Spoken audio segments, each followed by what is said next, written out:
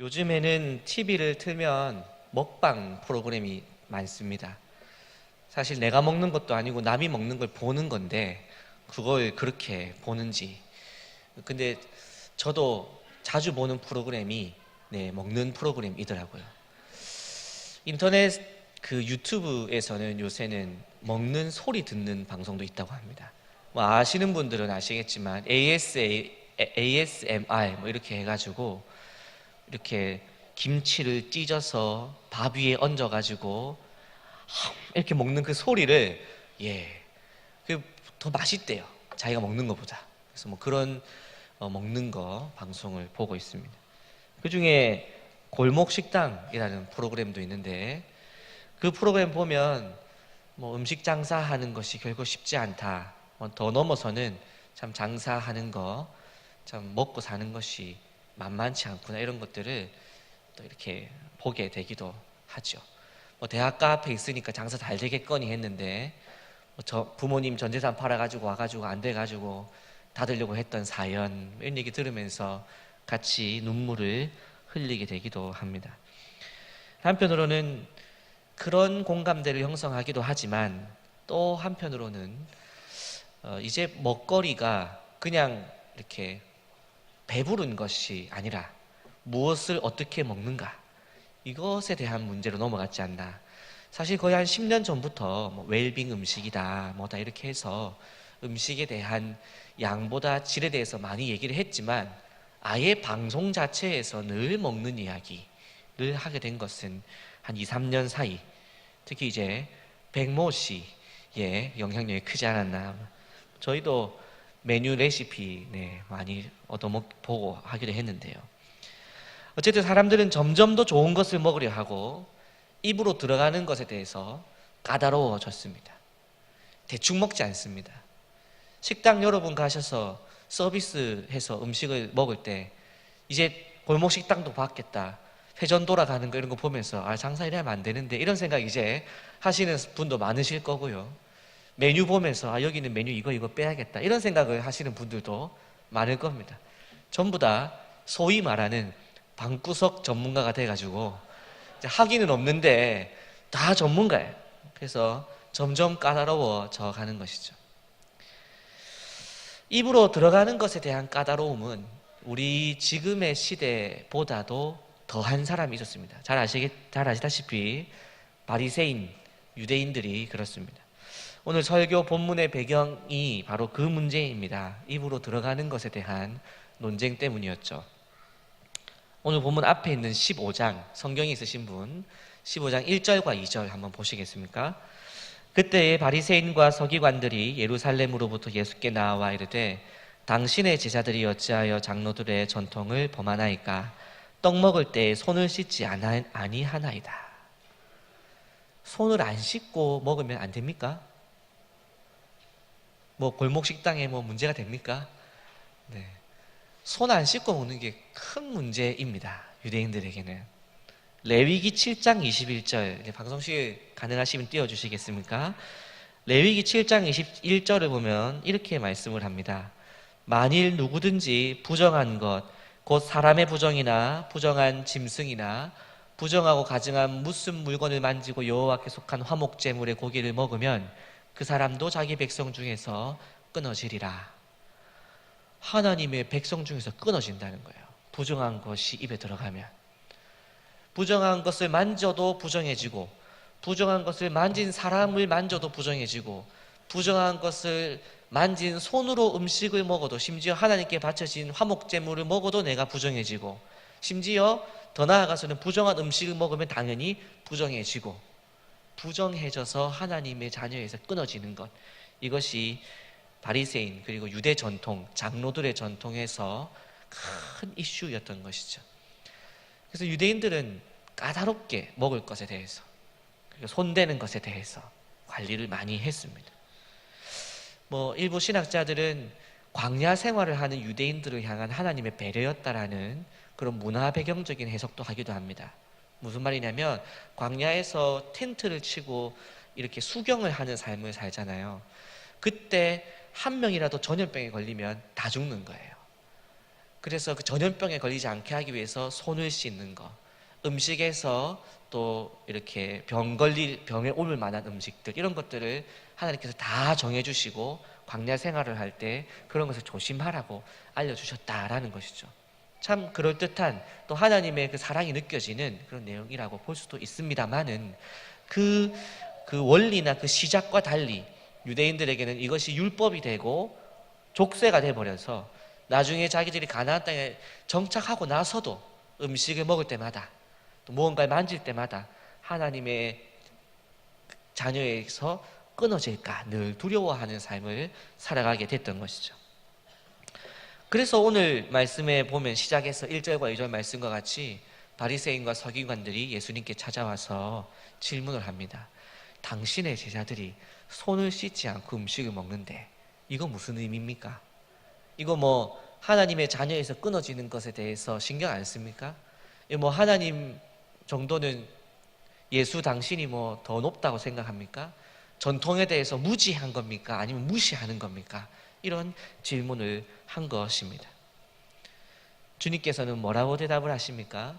오늘 본문에서 나와 있는 내용이지만 주님께서는 입으로 들어가는 것이 너희를 더럽게 하는 것이 아니다, 이 얘기를 하고 계시는 것이죠.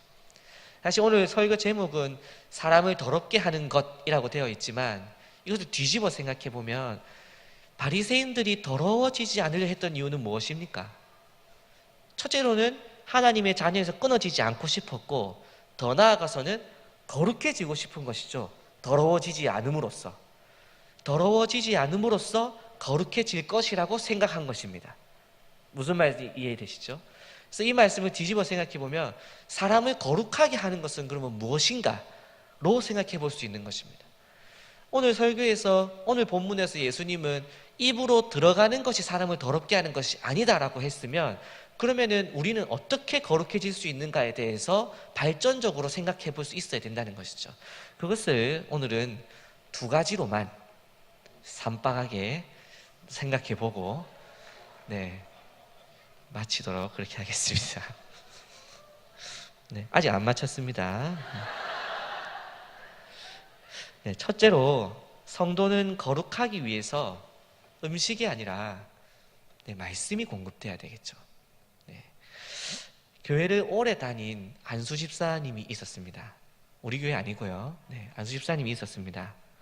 근데 이 집사님이 교회를 떠나시겠대요. 그래서 왜 그러시냐 그랬더니 더 이상 주일 공예배의 은혜를 못 받는다. 공예배 시간에 아무 감정도 없고 은혜도 없고 기쁨도 없고, 담임 목사님의 말씀을 듣는데 다 잔소리 같고, 옆에 앉아있는 성도가 숨 쉬는 소리도 짜증난다. 고개 끄덕이지 마십시오. 굉장히 이상해집니다. 옆에 앉아있는 사람의 의자에서 조금 움직이는 다 싫다.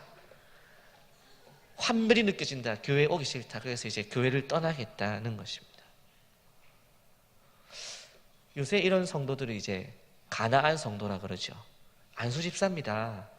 몇 대째 신앙생활을 했습니다. 근데 교회는 안 나오겠대요. 가나안 성도, 안 나가 성도인 거죠. 자기들이 만든 이름이에요. 내가 교회는 안 나가지만 난 여전히 성도다, 이런 것이죠. 오늘 이 말씀을 들으시고 나도 이제 가나안 성도로 하지 마시고. 근데 여러분 생각해 보십시오. 주일날 교회 와서 예배를 드리는데 은혜가 없어요. 교회 나오실 수 있으시겠습니까? 주일날 교회 나와서 담임 목사님이 탁 올라오시는 순간 짜증이 나는 거예요. 사회자가 올라와서 함께하는 교회 오신 여러분 환영합니다 하면 속으로 니나 환영함, 이렇게 하면 이게 예배가 되냐는 것이죠. 정죄되고, 또 안수 집사쯤이니까 재직해야죠. 공동의회 하죠. 또 뭐 교육위원회다, 뭐 선교위원회다 할 때마다, 사람들이 볼 때마다 어떻게 저런 사람이 장로고 어떻게 저런 사람이 집사고, 이런 생각, 정죄하는 마음, 판단하는 마음 들면 차라리 내가 교회 나오지 말고 주일날 아침에 혼자 묵상하고 경건서적 읽고 기독교 강요 공부나 하고 내가 하루 종일 경건하게 사는 게 훨씬 안 낫겠나, 이런 생각 하지 않겠냐는 것이죠. 그런 성도들이 점점 늘어나고 있다는 것입니다. 그래서 이 집사님이 교회를 떠나게 됐습니다. 근데 또 한편으로는 우리가 그런 성도님들 이게 항상 다 그런 것은 아니지만 그 삶을 한번 점검을 해보면 이런 부분이 또 있어요. 어떤 부분이냐면 주일날 예배에 은혜 받지 못하는 사람들이 그러면 평소에 하나님과 교제가 있느냐 하는 것이죠. 평소에 자기 개인 묵상을 하고 있느냐, 평소에 자기가 읽는 성경 말씀을 통해서 하나님을 만나고 있었냐 하는 것입니다. 일주일 동안 전혀 하나님 말씀과 상관없는 삶을 살다가 자기가 그래도 내가 안수 집사고 그래도 내가 3대째 4대째 신앙 집안이고 교회 왔으면 은혜가 떨어져야지 하는 것이죠. 일주일 동안 술 먹고 사회생활 하고 싶은 대로 다 하다가 교회 오면 목사가 어떻게든 은혜를 집어넣어야지 라고 하고 있지는 않느냐 하는 것입니다. 예를 들어 아까도 이제 먹을 걸 얘기했는데요, 평소에 먹을 것을 나쁜 거, 몸에 나쁜 것만 맨날 먹다가 1년에 한 번 녹용 착 한 잔 마시면은 건강이 좋아지죠? 그렇지 않습니다. 온통 나쁜 거, 몸에 나쁜 거 그런 거 맨날 먹다가 어쩌다 한 번씩 좋은 거 먹는다고 해서 건강이 좋아지는 것이 아니죠. 우리가 꾸준하게 음식 관리를 하고 또 운동도 해야 되는 것이잖아요. 그래서 체력도 마찬가지입니다. 평소에 운동을 꾸준하게 해야 건강한 몸을 가지고 뭔가를 할 수 있는 것이지, 내일 축구 시합이 있다고 오늘 12시간 축구 연습하고 나면 내일 축구를 잘할 수 있을까요? 절대로 못합니다. 더 힘들어가지고. 네, 그런 것이죠.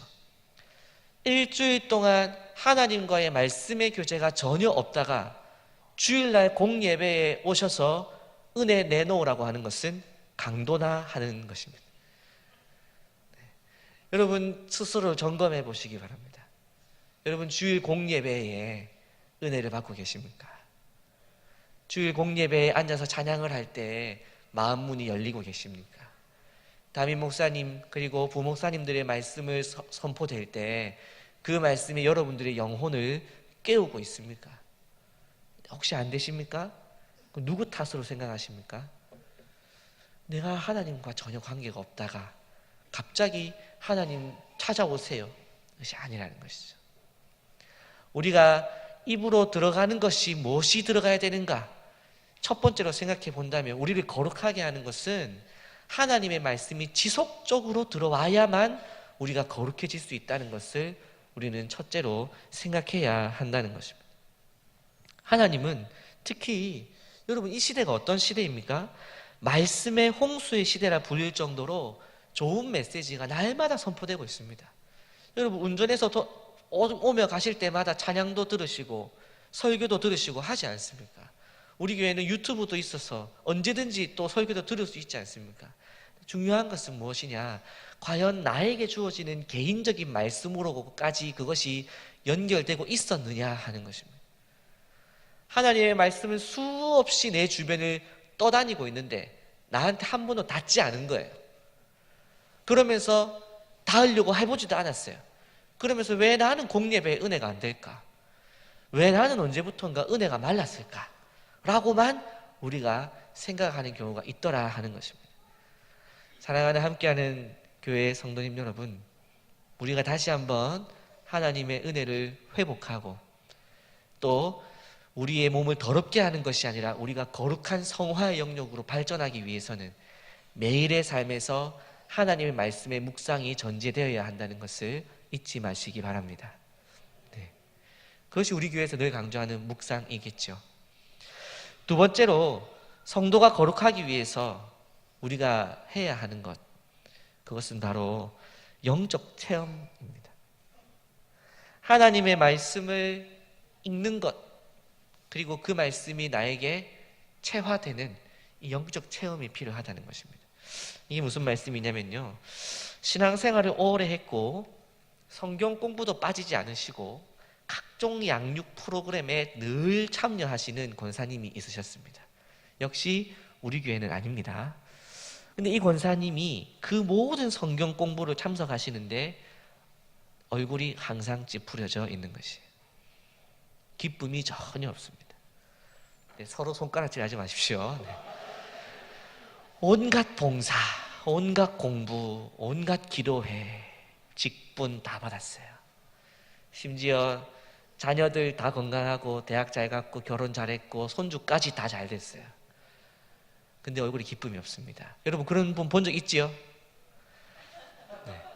모든 것이 평탄합니다. 신앙생활도 모범적으로 잘하고 있습니다. 새벽기도도 잘 나오십니다. 성경 박사예요. 다른 사람들한테 가서 물어보는 질문 있을 때마다 다 해줄 수 있는 능력 있는 권사님이에요. 근데 얼굴은 찌푸려져 있어요.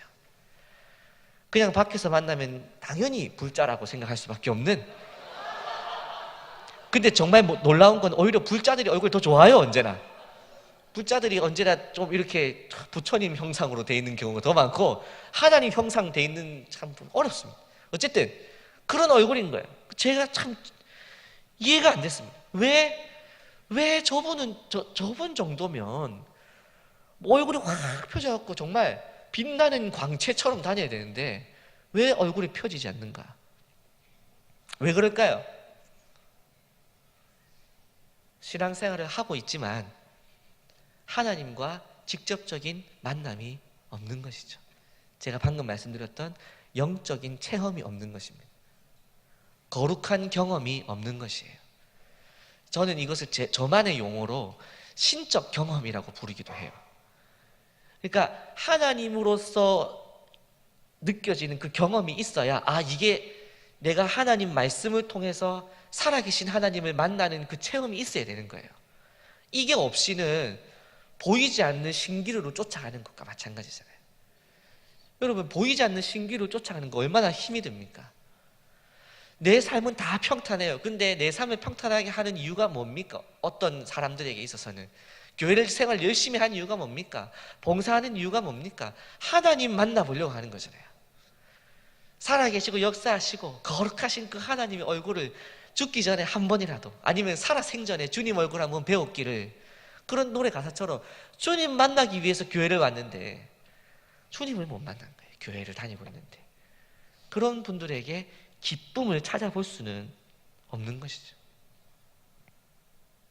하나님을 글로 배울 수 있습니까?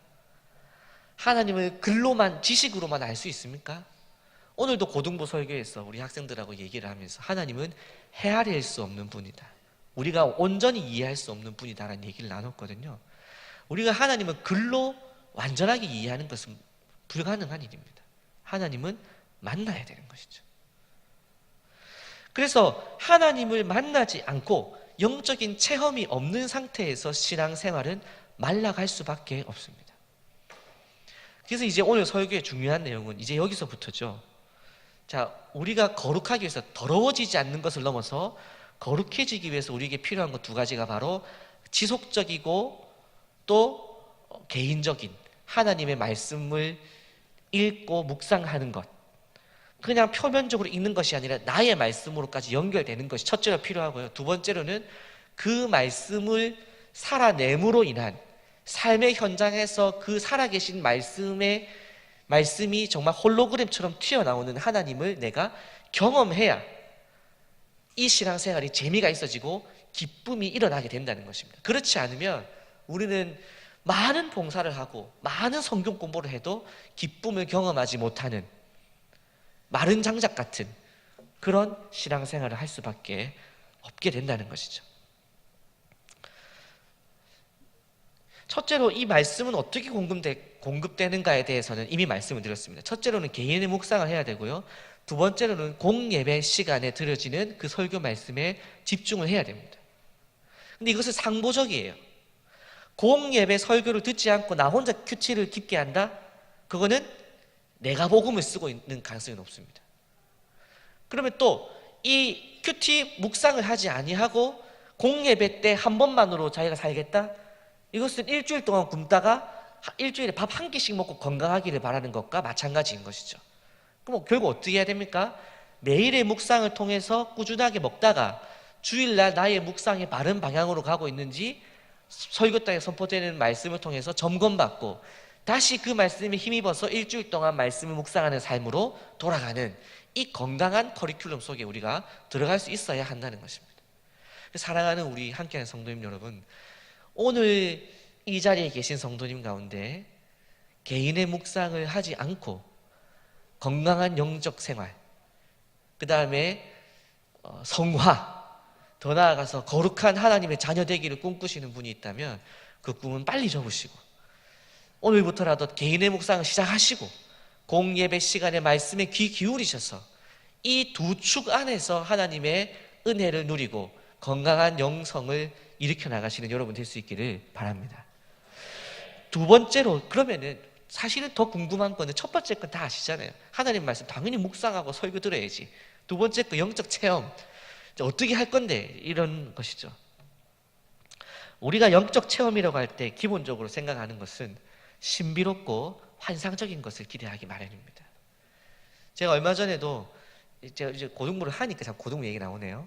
고등부에서도 제가 최근도 또 벌써 시간이 갔네요.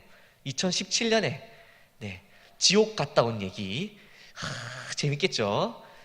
절대 안 해줄 겁니다. 고등부로 오십시오. 지옥 갔다 온 얘기를 제가 해주면서 아이들이 정말 잘 들었습니다. 꿈에서 지옥을 갔었는데, 제가 맛배기만 좀 얘기해 주시고 고등부로 들어오세요. 맛배기만 얘기해 주면, 교회에서 제가 전에 교회에서 시무를 보고 있는데 지진이 난 거예요. 그때 포항 지진 나고 경주 지진 나고 그 뉴스에 제가 꽂혔나 봐요. 그래서 지진이 난 거예요. 그래가지고 보통 지진이 나면 어디로 대피해야 되죠? 책상 밑에 숨어야 되죠. 근데 지진 나면 그렇게 안 됩니다, 여러분. 제가 경험해봐서 알아요. 꿈에서 당황을 하니까 책상 밑이 전혀 안전해 보이지 않아요. 아는데 안 가져요. 그래서 저는 밖으로 뛰어나갔습니다. 그럴 수밖에 없어요. 한번 경험해 보십시오. 무조건 뛰어나갈 수밖에 없습니다. 그래서 책상 밑에 못 들어가고 바로 밖으로 나갔는데, 뛰쳐나가고 나서 뒤를 돌아봤는데 교회가 제 위로 쏟아지면서 그 벽돌에 깔리고, 그 다음 얘기는 다음에 하도록 하겠습니다.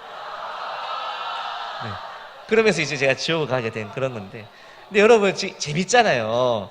이런 영적 체험 우리가 원한다는 거예요. 근데 이런 영적 체험은 사실 우리에게 유익하기도 하지만 이게 중요한 게 아닙니다. 중요한 것은 우리가 하나님의 말씀이 살아있는 그런 체험으로 오기 위해서 해야 되는 것은 뭐냐면, 바로 우리가 묵상하고 공예배 시간에 들은 그 말씀에 대해서 삶의 현장에서 땀냄새 나고 피나고 끈적끈적하리만큼의 순종과 결단과 행동을 해야 그 말씀이 나에게 참된 말씀으로, 그 말씀이 살아계신 하나님의 말씀으로 와닿게 된다는 것이에요. 순종과 또 행위가 연결되지 않은 말씀은 그냥 떠다니는 글자에 불과하다는 것입니다. 마태복음 7장 24절에서 25절을 보겠습니다. 여러분의 표정이, 그래서 지옥 얘기는 정말 안 할 거냐, 어떻게 되는지 보겠습니다. 일단 마태복음 7장 24절에서 25절입니다. 읽어보겠습니다. 시작. 그러므로 누구든지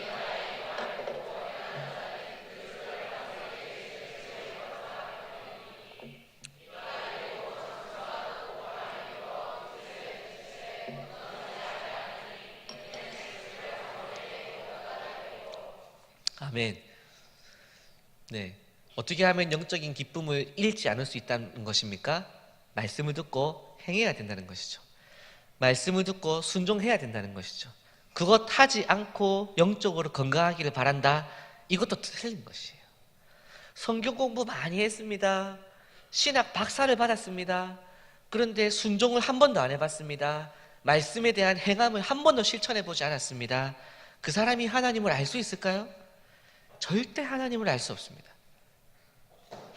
하나님의 사랑이라고 하는 것은 우리의 순종에서 경험돼야 되는 것이에요.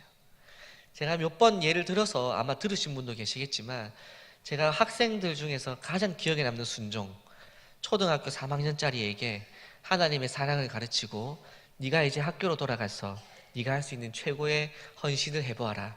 그랬더니 그 친구가 너에게 가장 걸리는 거 뭐냐? 그랬더니 지우개를 빌려주는 게 너무 힘이 든다고 얘기를 하더라고요. 학교에서. 그래서 자기가 지우개를 빌려주면 자기는 왼쪽 위에부터 지우고 있는데, 친구가 굳이 종이를 뒤로 빼가지고 뒤에를, 미치겠네. 자기는 그 견딜 수가 없다는 거예요. 그래서 제가 이제 그 친구한테 그러면 어떻게 할래? 하나님이 왼뺨 맞으면 오른뺨 내주라. 니 어떻게 할래? 그러니까 고민하면서 저 지우개는 안 된대. 그래서 제가 다음 주에 학교 가서 누가 빌려달라고 하거든. 뒤 꽁무니를 잘라서 줘라. 너의 살을 찢어주는 마음으로 지우개를 잘라서 주어라. 받지 마라. 그랬더니 이 친구가 마치 그 부자 청년이 고민하며 돌아가는 것처럼 깊은 표정으로 돌아가는 거예요. 이 말씀은 받기가 어렵도다 이러면서 돌아갔어요. 그런데 그 다음 주에 주일날이 됐는데 저기에서부터 전도사님 하면서 그 친구 뛰어오는 거예요. 짐작이 되시죠? 잘라준 거예요. 이 친구는 그 뒤로 교회 올 때 항상 성경책을 이렇게 끼고 옵니다. 하얀색 양복을 샀어요. 초등학생인데. 니 왜 이거 입고 다니는데? 그러니까 앞으로 장로 되려면 이렇게 다녀야 됩니다. 그래서 제가 김장로 왔나? 이러면서 제가 그래 불렀던 친구예요. 왜 애가 그렇게 기쁨이 넘칠까요? 지우개를 잘라줬는데 하나님 말씀에 순종을 해냈다는 그 기쁨이 여러분 그 이루 말로 할 수 없는 거죠. 그때 기쁨이 나오는 거예요. 신앙생활은 할 수 없는 일을 하나님 말씀 때문에 순종했을 때 찾아오는 그 기쁨 때문에 우리가 살게 된다는 것을 믿으시기 바랍니다. 그래야 우리 안에 기쁨이 나는 거예요. 성경 공부를 통해서 되지 않습니다. 혼자 들어가서 기도한다고 갑자기 기쁨이 몰려오지 않습니다. 말씀을 듣고 기도한 다음에 삶의 현장에 가서 마음에 들지 않는 그 사람 옆에 있어주고 정말 원수 같은 사람 옆에서 그를 사랑으로 보듬어주고 안아주면 안아줄수록 선인장과 같아서 나의 심장을 찔러내는 그 사람을 내가 끝까지 안으면서 무슨 말인지 아십니까? 네. 그렇게 해내는 것을 실천해낼 때 세상에서 얻을 수 없는 기쁨을 맛볼 수 있게 된다는 것입니다. 이렇게 말씀을 마칠 수가 없죠. 저는 그렇습니다. 왜냐하면 맨날 듣던 얘기잖아요. 듣던 얘기는 정리를 할 필요가 있기 때문에 해야 됩니다. 건강을 위해서, 영적 건강을 위해서 우리는 말씀 묵상을 해야 되고 그 다음에 뭡니까? 말씀에 대한 순종, 행함이 있어야 된다 그랬습니다. 그래야 이 말씀이 영적인 체험으로 연결이 된다 그랬죠. 그래야 건강해진다 그랬죠. 근데 성도님들 중에는 말씀도 읽기 싫고 순종도 하기 싫은 사람이 있어요. 손 들어 보십시오.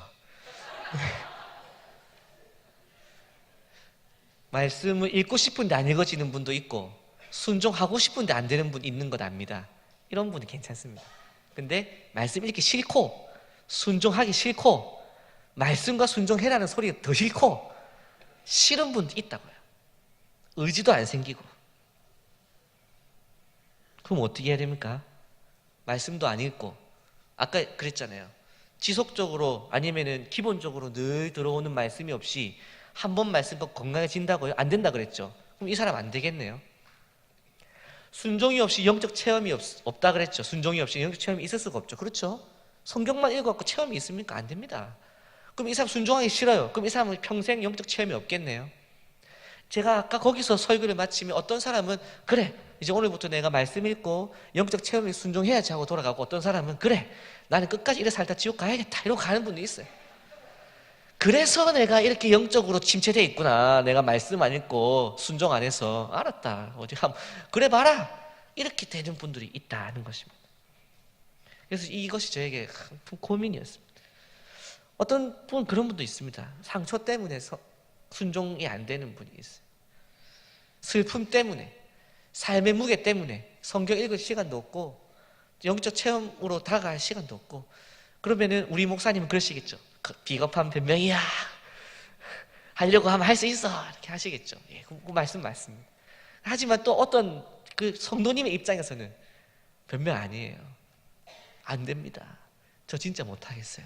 하는 성도님 계시잖아요. 그런 분은 하나님의 자녀에서 끊어짐이 마땅합니까? 그렇지 않다는 것이죠. 요나서 4장 8절 한번 보시겠어요? 요나서 4장 8절입니다. 제가 읽겠습니다. 해가 뜰 때 하나님이 뜨거운 동풍을 예비하셨고 해는 요나의 머리에 쪼임에 요나가 혼미하여 스스로 죽기를 구하여 이르되 사는 것보다 죽는 것이 내게 나으니이다 하니라. 요나가 어떤 사람이냐면 율법주의, 남정죄, 자기중심적 기도, 불순종 했던 요나예요. 뭐 말씀은 읽었는지 모르겠습니다. 율법은 좀 꽉 차 있겠죠. 순종 안 합니다. 니느웨 가라 그랬더니 어떻게 했습니까? 다시스로 도망. 그래가지고 해가지고 뱃속에 빠뜨려가지고 그 고기백을 했으면 그렇게 해서 그 가는 게 또 뭡니까? 그 니느웨 성에다 복음 전하라 그랬더니 하루 반나절 대충 예수 믿으세요? 예수 믿으세요? 이렇게 선도 대충 하고 믿지 말라는 거죠.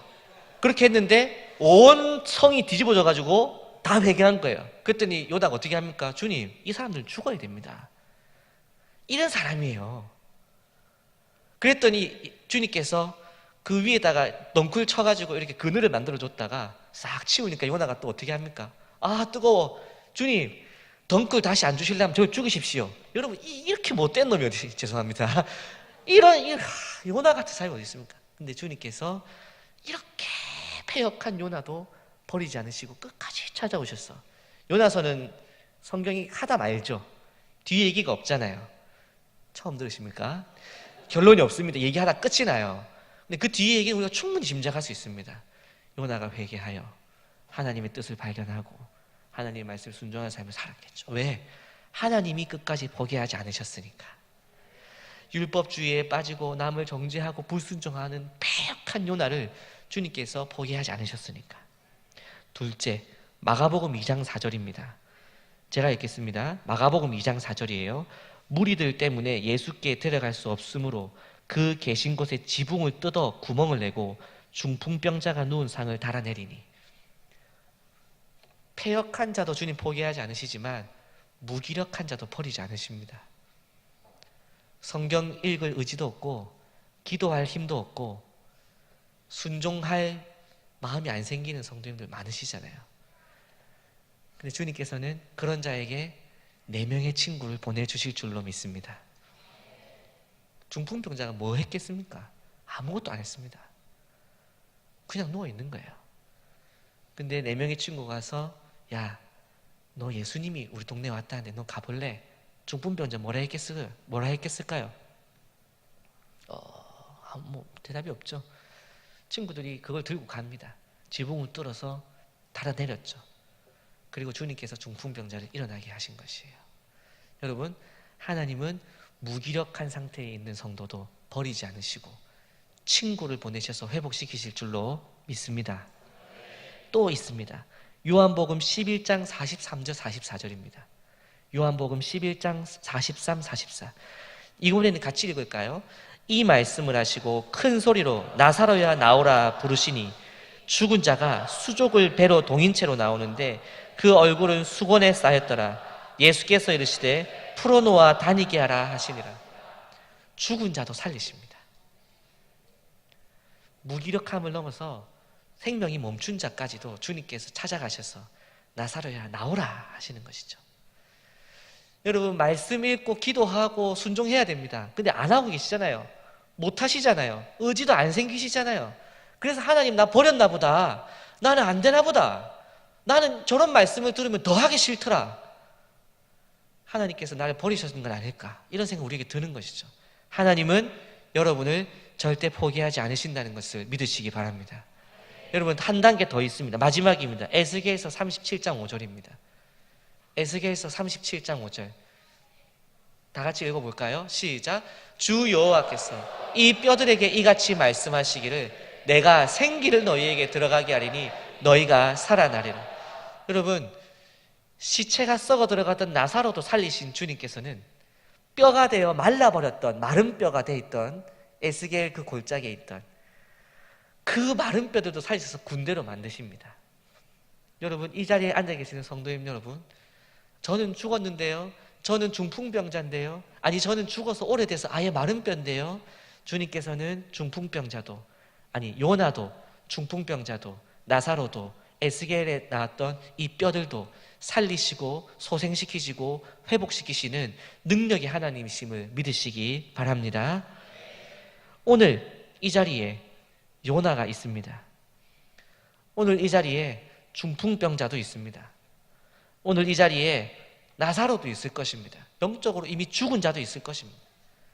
오늘 이 자리에 마른 뼈도 있을 것입니다. 자기 스스로 알잖아요.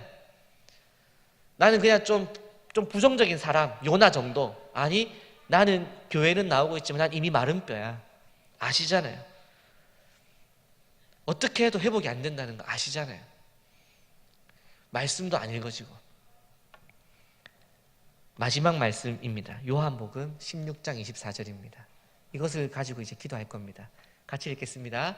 지금까지는 너희가 내 이름으로 아무것도 구하지 아니하였으나 구하라 그리하면 받으리니 너희 기쁨이 충만하리라. 기쁨이 회복되시기를 바랍니다. 말씀 때문에 입술 찢어지는 일이 있기를 바랍니다. 공예배에서 은혜 받으시기를 바랍니다. 여러분 저를 한번 따라해 보실까요? 나는 회복된다. 중풍병자 같으면 아마 옆에서 야 너 될 거야 해도 아무 대답을 못했겠죠. 여러분 그 중증 환자들 돌아가시기 전에 병상세례 하러 가면 제가 그 장면을 볼 때마다 참 그래요. 아무것도 못하시는 분에게 이렇게 합니다. 주 예수님을 구주로 영접하시겠습니까? 아멘 하세요. 못하죠. 아멘을 못하죠. 믿으시면 눈을 깜빡이세요. 이것으로 구원받는 경우도 있죠. 여러분 우리의 무능력함, 우리의 무기력함 하나님 앞에 내어놓으십시오. 그리고 전능하시고 우리를 살리시는 그 하나님의 능력을 믿으십시오. 그리고 우리도 말씀도 읽게 하시고 우리도 기도하게 하시고 우리도 순종할 수 있게 하시는 그 하나님의 은혜에 여러분의 몸을 던져보십시오. 그렇게 할 때 하나님께서 우리를 살릴 것입니다. 그래서 우리가 귀로만 듣던 주님을 눈으로 보는 은혜가 있기를 소망합니다.